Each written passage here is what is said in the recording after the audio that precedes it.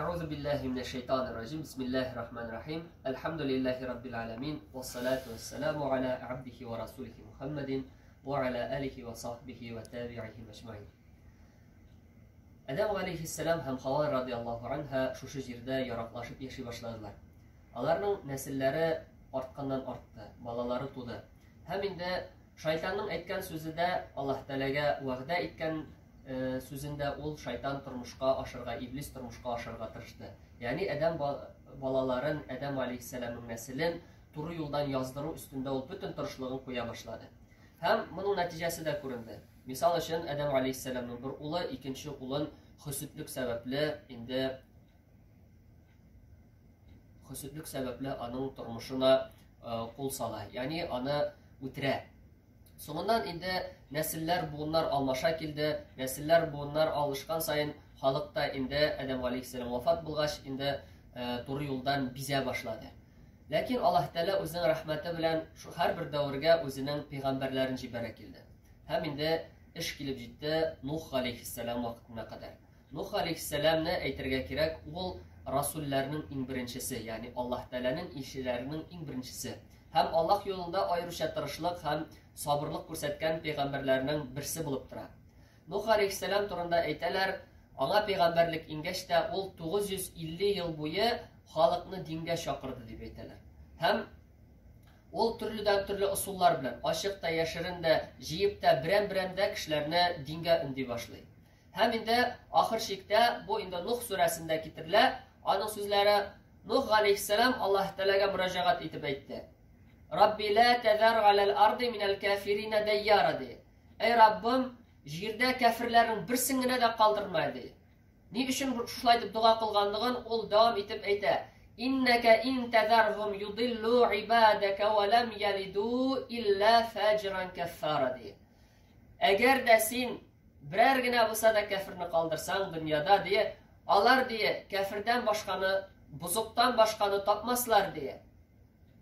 Һәм алар үзеңнең инде кулларыңны туры юлдан адаштырырлар дип әйтә.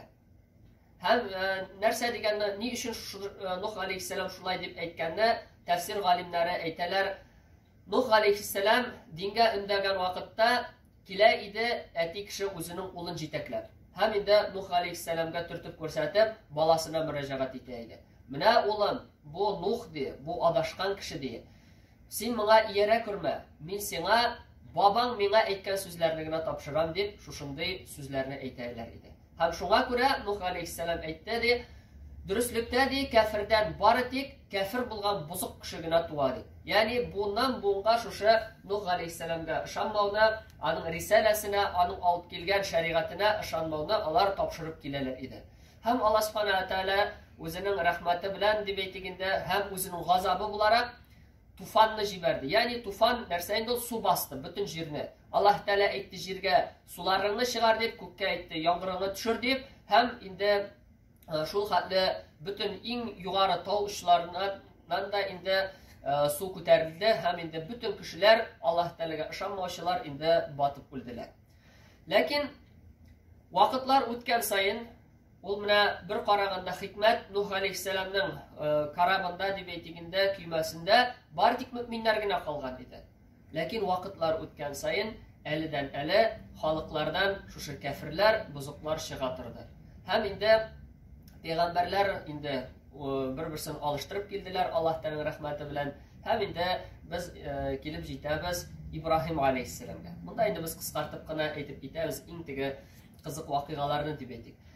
Ибраһим алейхиссалам Ур дигән шәһәрдә туа, һәм инде Аллаһ Тәгалә шулай аны расул итеп, пәйгамбәр итеп, расул итеп сайлый. Ибраһим алейхиссаламга Раббыбыз Аллаһ Тәгалә бик күп сынаулар әзерләгән иде. Беренче сынау ул аның әтисенең йөзендә. Аның әтисе Азар инде Ибраһим өчен бик кадерле булса да, аның әтисе мөшрик кенә түгел иде, ул шушы путларны сатып, ясап сатучы бер бәндә иде.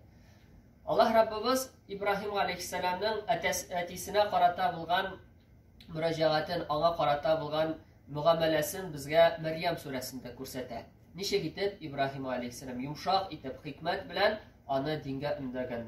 Миңа ди гыйлем бирелде. Эй Рабб, эй әтием ди, син миңа иярсәң, туры юлда булырсың дип әйтә. Һәм инде ипләп кенә, эй Раббым, эй әтием, ни өчен син күрми торган, ишетми торган әйберләргә табынасың ди. Эй әтием, мин синең өчен дип куркам ди. Син Аллаһ Тәгаләгә каршы чыгып, шушы шайтанның иптәшенә, дустына әверелерсең ди. Һәм инде шушылай итеп матур итеп вагаз кылса да, матур итеп дәгъват кылса да, матур итеп дингә өндәсә дә, әтисе аны куып чыгарды шушы йортыннан, шушы җирлегеннән.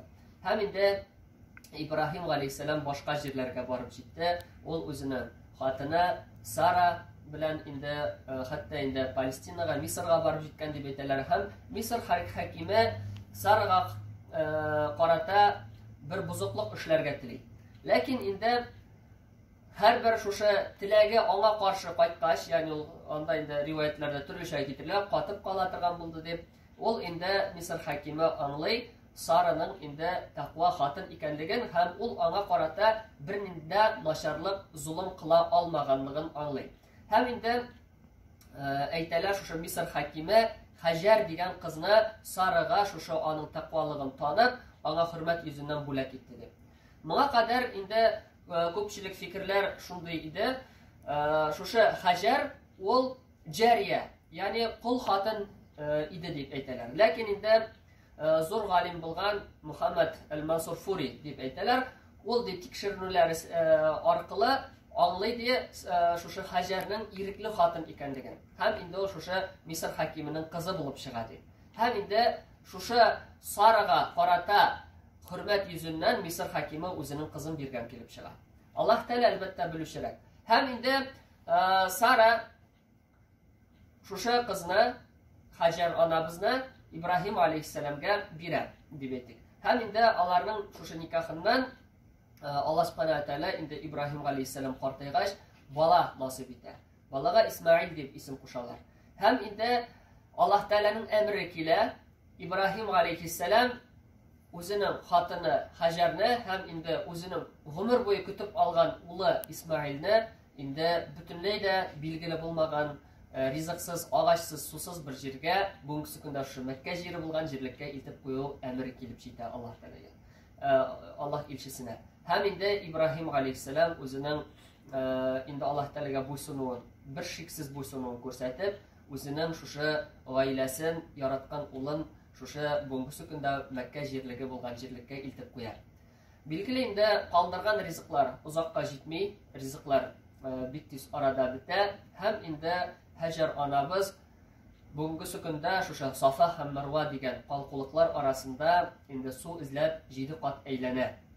Һәм кайтуына инде Аллаһ Тәгаләнең рәхмәте белән фәрештә җиргә сугып, шушы җирдән су барлыкка килә.